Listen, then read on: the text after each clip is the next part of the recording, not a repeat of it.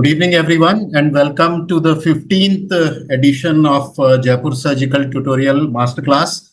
The theme this time is management of CBD stones. For those of you on the faculty and the students who are joining for the first time, just a brief introduction about these masterclasses. Actually, we started an online education portal called Jaipur Surgical Tutorial more than 3 years ago. This portal is managed by my colleague, Dr. Anand Nagar, who's an associate. He's now a professor of HPV surgery at my institution. And in this, we conduct a session every Saturday morning, 9 to 10, where students present cases. Sometimes they present operative procedures, and once in a while, we have lectures by faculty also. So in between the sessions, I will project details about Jaipur Surgical Tutorial as to how students can join it so that they receive regular information about the sessions. In addition to the Saturday morning class, last year we started once in a month master classes where we select one topic, one theme, and we do 2 sessions of 2 hours each on last Wednesday and Thursday of the month. Where we have about 3 or 4 presentations covering the various aspects of the theme, which is moderated by experts. And then we have about half an hour for an open house session, where anything which has not been covered, or if the panel or the moderator wants to ask any question from the panelists. We also get questions on the YouTube, which we will then pose to the panelists. And for all these online educational activities, the technical support is provided by the team of Dr. Avinash Tak, who is my former fellow from SGPGI, who is now a consultant GI surgeon in Ahmedabad. So thanks to his team, who manages all the online support. All the videos of all the Jaipur Surgical Tutorial sessions, all the previous master classes, and all the annual Jaipur Surgical Festivals, which we have already held 3, and the 4th one is going to be held in December. Again, I will project the information about that. They are available on the website of Gastro University as well as my institution. So students are more than welcome to watch these videos. With that brief introduction about JST and the master classes, I would like to welcome my former colleague and one of the eminent GI and liver transplant surgeons of the country, and former head of the Department of Surgical Gastroenterology and a former dean of the SGPGI Lucknow, who has recently joined Apollomedics in Lucknow after his superannuation from SGPGI. He is going to moderate today's session. Dr. Rajan has a vast clinical experience of the entire gamut of surgical gastroenterology, including biliary surgery, which we saw a large number of cases when we were together at SGPGI. And for those students who do not know him, he has an excellent command, not only over the subject, but English and music also. So with that, I hand over to Dr. Rajan to moderate this session. Over to you, Dr. Rajan. Thank you, Vinay. Nice to be joining JST, and let's see if we can make it a regular affair. It's a very interesting topic today. Diagnosis of choledocholysis and Meniere's syndrome, clinical history, examination, and investigation. So in nutshell, other than treating these problems, you will know everything about that in this presentation. And may I now invite Dr. Mohammad to make his presentation. Thank you, sir. Thank you, Rajan, sir. Sorry. Before Younis starts, Younis, I welcome you to the Jaipur Surgical Tutorial Masterclass. Younis is a young faculty colleague at SKIMS in Kashmir. We recently met at a meeting and he showed interest, and I'm very happy that he has joined as the faculty on Masterclass. Over to you, Younis. I'm Dr. Younis from Department of Surgical Gastroenterology. I am presently working as assistant professor there. So thank you, VK Kapoor sir, for inviting me to this session. Thank you, Rajan sir, for being there. Today my topic is the diagnosis of choledocholysis and Meniere's syndrome. History examination, I will focus more on the clinical aspects and investigation part. That has been given my topic. I will start. Choledocholysis is the presence of stones within the common bile duct. It is estimated that common bile duct stones are present in 4 to 18% of the patient with cholelithiasis. Choledocholysis occurs as a result of either the formation of stones in the common bile duct or passage of gallstones from the gallbladder. Choledocholysis is classified as primary or secondary according to the origin of the stone. Primary choledocholysis refers to the stones that are formed directly within the biliary tree. They are generally brown stones. And secondary choledocholysis refers to the stones they come from the gallbladder, and the composition is that parallels that of cholelithiasis with cholesterol as the most common type.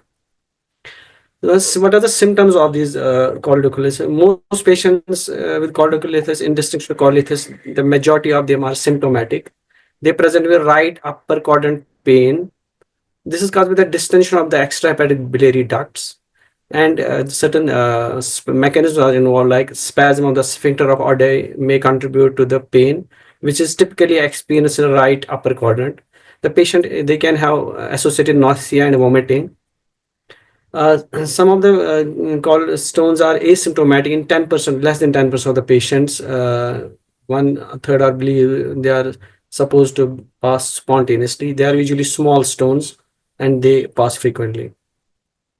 The patients can present with obstructive jaundice. Jaundice is usually detected when the serum bilirubin exceeds 50 micromoles per liter, and it can the stones impact, and that can lead to persistent jaundice. Or typically, there's a fluctuant jaundice due to the ball valving of the common bile duct stones. The patient can present with cholangitis, as you know, that typical charcot striate, obstructive jaundice, fever, and rigors and chills. And some patients can go into septicemia, which can return all spinal shock and confusion. Some of the patients can present with acute gallstone pancreatitis. The gallstone transiently obstruct this pancreatic duct. This can lead to pancreatic ductal pressure and enzyme activation, which can lead to pancreatitis. The symptoms are pain, severe abdominal pain, reddish to the back, and with concomitant rise in the serum amylase and lipase levels.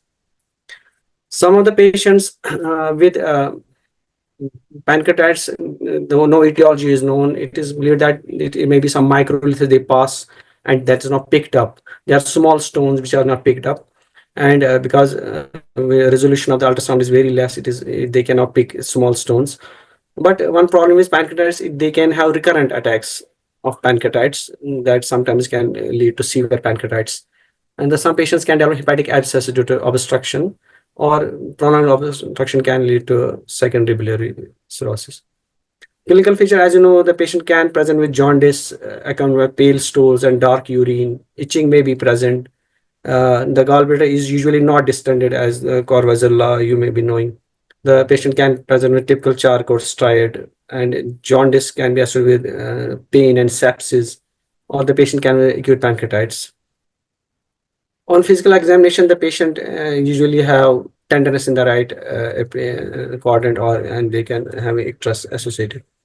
So what are the markers that come if the patient is having infection? They can have raised TLC and DLC, and usually direct bilirubin is raised, gamma glutamyl transferase, alkaline phosphatase, and total bilirubin is considered the main laboratory index related to the risk of synchronous common bile duct stones in presence of cholelithiasis.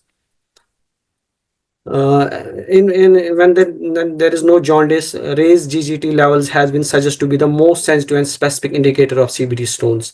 A value greater than 90 micro units per liter has been proposed to indicate a risk of choledocholysis. But how to suspect whom patient we should suspect? Patients who are often suspected when it's a right upper pain, there are elevated liver enzymes, particularly a cholestatic pattern when concomitant bile gallstones, or there is disproportionate elevation of alkaline phospholipid and GGT and bilirubin compared to AST and LD. There's a disproportionate elevate in LFT picture. What is the epidemiology? It has been found to 4 to 18% of the patients undergoing cholecystectomy. The incidence of choledocholitis in patients with cholecystitis increase with age. Cholecystitis is more common in females and pregnant patients, older patients, and those with high serum levels. What are the pathophysiology? As you know, there's primary, secondary, and they can be complementary disease and hepatolysis. What are the risk factors like old age, biliary diverticular, CBD stricture, colorectal cyst, and parasitic infection in case of OCH? There's an important previous history. They have a previous history of gallstones, previous HPV surgeries. They patient maybe have been undergone bariatric surgery, rapid weight loss, liver dysfunction, hemolytic disorder, diabetes. The natural course of the this is a paper by in the JAMA. They have concluded that the finding that in general effort should be made to treat the common bile duct stones when we are dealing with the cholelithiasis. And there's another paper in surgical endoscopy. They showed the patient present with symptomatic CBD stones after laparoscopic colostomy, even after 4 years. What is the initial workup we should do? As the initial workup, we usually do ultrasound. Is the initial imaging. Biliary stones appear as echogenic and round with acoustic shadowing. It has sensitivity of 73% and specificity of 91%. If there are no stones, the indirect signs are there were dilated bile ducts, typically greater than 6 mm. But there's a pitfall of the ultrasound. It has poor sensitivity because of overlying bowel gases. But the negative ultrasound usually does not negate the presence of choledocholitis. This is the ultrasound picture. But in presence of dilated CBD, we should suspect that there is some stone. First will come the stone. As we can see the patient with greater than 10 mm of bile duct, they have 50% probability of having the stones in presence of gallstones. CT scan, it is usually not done when we are suspecting the choledocholitis because it is not a definitive test because gallstones are similar in density to surrounding bile. We can miss the bile stones. But it may be improved by addition of contrast. It detects, but it has indirectly it can show bile duct dilatation. MRI, yes, it will has T2 wage images. It is a high sensitivity, 93%, and impact stone will has a round filling defect with crescent. It is preferred imaging modality for assessment of intrahepatic stone burden. And one advantage is we can see past the obstruction, which is a pitfall of ARCP. In ARCP, we cannot go past the obstruction. This is a picture showing choledocholitis with gallstones. ARCP is diagnostic, but as well as therapeutic. It is to be used when we have to treat the stones, not singly as a diagnostic procedure because it has high morbidity. It is a morbid procedure. It has its complications. ARCP is recommended for patients with high probability of choledocholitis due to because it's an invasive procedure and it is used for early treatment, not as such, not a diagnostic test. US, yes, in centers where US is available, it can be used. It is especially it is sensitive for small stones less than 5 mm and high sensitivity and specificity. It has no limitation of bowel gas effect. But the choice between US and MRCP relies based on the resource availability, experience, and cost. So this is an investigation I already told: ultrasound, MRCP. This is the sensitivity. Ultrasound is less sensitivity, and MRCP has the highest sensitivity and specific for choledocholitis as well as EUS. So, American Society of Gastroenterology and Endoscopy has in 2019 laid down different criteria, like high risk criteria. Then there is in ultrasound, stone is visualized. The total bilirubin is greater than 4, and patient has a cholangitis. These patients are having a high probability of having stones, concomitant CBD stones, and moderate risk like abnormal LFT, dilated CBD, bilirubin of greater than 1.8 milligrams, and age greater than 54. Based on these criteria, we can assess the risk criteria, the patient having the probability of having stones or not having stones. Usually the diagnostic approach is from less invasive to more invasive, like first ultrasound, MRC, and then we can go to invasive procedures. This is the algorithm how we manage patients, not actually manage how this is a pathway. Patient with suspected choledocholitis with having any of the following features like CBD stone, ultrasound, acute cholangitis, or bilirubin high greater than 4. the patient can have high probability of CVD stone. So the patient, if it's not in cholangitis, the patient can be subject to pre-op ERCP. If the patient is in cholangitis, again, the bile duct has to be drained by ERCP. Or if the patient does not have the high risk features, like the patient have abnormal liver function biochemical parameters or dilated CVD, still we can go for intermediate. There's an intermediate probability. So the patient can go. In these patients, we usually need MRCP or EUS if it is available, or cholecystectomy with IOC can be done in these patients. If these are negative, so we can MRCP is negative, we can go for cholecystectomy. My friend will discuss in detail the management of the. I will not go in detail. So this is a roadmap. So this is a picture. On-table cholangiography by the paper from British Journal of Surgery. They have such the routine cholangiography in patients with low risk of CVD stone does not seem to be justified according to this paper. So in this paper, BMC gastro, they have such the MRCP should be done routinely. What is the between both EUS and MRCP provide a good diagnostic accuracy, but with EUS providing slightly better diagnostic accuracy and sensitivity with comparison. Yes, it should be incorporated diagnosed in patients with whenever possible, whenever appropriate, or whenever available. So now I go to my next topic, Mersey syndrome. It's a rare complication of the gallstone disease. Overall incidence is 0.3 to 4%. It was first reported by Kerr and Rug in 20th century. The gallstone are impacting the infundibulum cystic duct. It can cause external compression of the bile duct and the consequently chronic inflammation, ulceration, and fistula formation. This is the stone impacted in the cystic duct and it causes compression of the CHD or CBD. They usually cause inflammation and obstruction. It is detected in 0.06% to 5.7% of patients undergoing cholecystectomy. In 1% of the patients undergoing ERCP. What is the pathophysiology?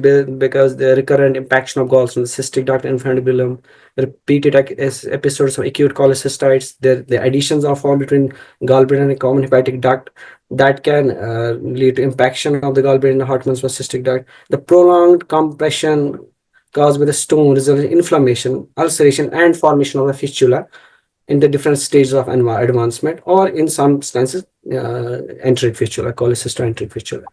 What are the risk factors? If the patient has long-standing gallstone disease, there's anatomical variation, long cystic duct, low insertion of the cystic duct, or some clinical features like the patient are reluctant to cholecystectomy or there's a prolonged inflammation.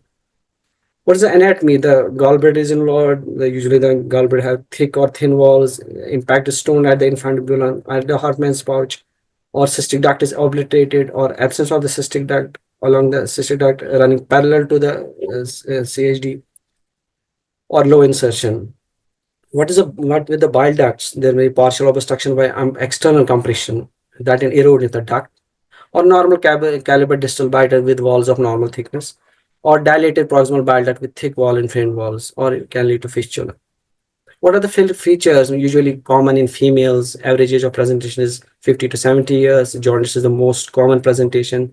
They can have fever, cholangitis, and it can mimic biliary and pancreatic malignancy. This is very important. Or gallstone ileus. The patient usually present with jaundice, elevated ALP, aminotransferase levels.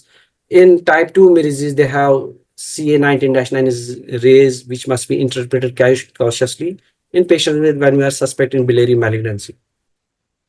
But what is the classification? Max Sherry et al. In 1982, based on the ERCP findings, divided it two types. Type 1 is an external compression of the bile duct by gallstone impacting the neck of gallbladder. Type 2 is a fistula caused by the eroded stones. Another classification of SND is there are 5 types. First is the type 1 is external compression of the bile duct by an impacted gallstone. Type 2 is a fistula that involves less than 1/3 of the circumference of the bile duct. Type 3 is fistula involving up to the 2/3 of the bile duct. Type 4 is fistula with complete destruction of the entire wall of the bile duct. Type 5 is present in the cholecystoenteric fistula with gallstone ileus, or with cholecystoenteric fistula with not associated gallstone ileus.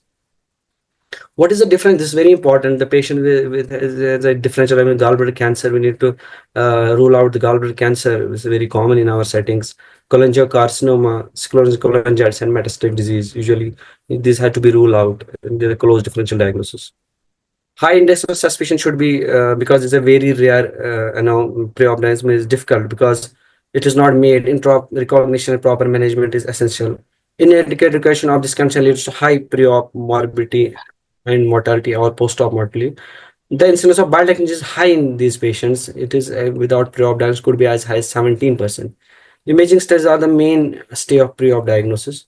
What are the challenges we feel with the Mary-Disease syndrome? It is a low incidence. There are no standardized protocols. Only 8 to 60% of the patients can be diagnosed preoperatively. It leads to difficulty in identifying the cystic duct. No specific presentation. It can have any varied presentation. There's distant anatomy and callets, limited sensitivity of the diagnostic tools. If unrecognized, can lead to bile duct injury. Clinical picture and lab findings, including tumor markers, may be misleading. Ultrasound is the first investigation we do in these cases. It may show atrophic gallbladder or dilatation of bile ducts, or thickened gallbladder walls, impacted stone, dilated ducts. This is a picture showing inflamed stone that compresses the CBD. CT is usually used to rule out malignancies in these cases. It visualizes inflammatory changes, bile duct dilatation, and thickness, but sensitivity is low and often misses the stones. It helps us for detecting signs of chronic inflammation and predicting surgical difficulties. This is the CT picture showing the Mary-Disease syndrome in stone compressing the CHD. MRCP is preferred non-invasive imaging technique to visualize bile ducts. It has high sensitivity for diagnosing Mary-Disease. It can detect ductal narrowing, stones, bile duct dilatation with great accuracy. It allows visualization of the other bile duct obstruction like choledocholysis. It is often used in conjunction with other diamond model to confirm the diagnosis. This is the MRCP picture showing the stone impacted and compressing the CHD. Another picture showing dilated dark CHD with stone eroding into the CHD, impacted stone, and normal distal CBD. This is the another picture showing choledochal fistula. ARSP is a gold standard, considered the gold standards for diagnosing Mary-Disease syndrome due to its detailed visualization of the bile ducts. It identifies extrinsic bile duct compression and fistula. It can be used for therapeutic intervention like stone extraction or bile duct stenting. It has high sensitivity and accuracy, but limitation, it is an invasive procedure with risk of complication. ARSP findings in there is a filling defect in CBD, there's a filling defect in CHD and biliary and during ARSP. It is another case of this Mary-Disease syndrome is showing the, this gallbladder compressive CHD with fistula. Intracholangiography can be done as a real-time guidance. It helps the surgeons improperly to delineate the anatomy. Or percutaneous PTC can be done when ERCP is not feasible or failed ERCP. Offering different, it gives a good visualization of the bile duct system. It allows for a biliary drainage or stone removal during the same procedure in case of obstruction. Intraop ultrasound can be done, provide the surgeon intraop real. It provides with real-time visualization of the bile ducts and surrounding and guided safe dissection. It is a non-invasive. And ICG we are using these days. It and use of indocyanine helps to improve the visibility of the bile duct during surgery. It helps intraop safely helps avoid bile duct injuries by clearly delineating the biliary structures. Surgery remains a preferred approach for the Mary-Disease syndrome. Laparoscopic costomy was first reported successfully in type 1 Mary-Disease by Paul et al. However, most surgeons do not recommend laparoscopy as a viable standard option due to the increased risk of bile duct injury and high conversion rates. Systemic review by Antonio et al. Associated laparoscopy for Mary-Disease with low success rate. Considering these authors don't recommend this technique for Mary-Disease. Despite these setbacks, minimalist technique in the management of Mary-Disease continue to be explored. 20 million people globally are affected by gallstones, with 11 to 21% having the common bile duct stones. Patients may be asymptomatic or present with pain, jaundice, fever, and acute pancreatitis. Ultrasound, MRC, ERCP are the key diagnostic tool for detecting bile duct stones. Mary-Disease is a rare complication caused by the gallstone impaction due to dark compression. Lower diagnostic rates and distorted biliary anatomy complicated treatment and surgery. Dr. Rajan. Thank you, Dr. Yeah, Dr. Rajan, please carry on. Thank you for a nice presentation. I would only like to make a small request to you. Please don't rush through the pictures in your presentation. Let the students register as much as possible. Your pictures were good, very representative, but you simply rushed through them. That is what is not desirable for a young population trying to learn what are the tricks and trades in this game. Will we take the questions now or will we take at the end of the day? No, if you want to ask anything, if you want to add anything, you can do it now. We still have about 5 minutes for this session, or if any of the panelists want to ask or add anything. Do we have any questions from the people participating here? No, not on the YouTube as yet.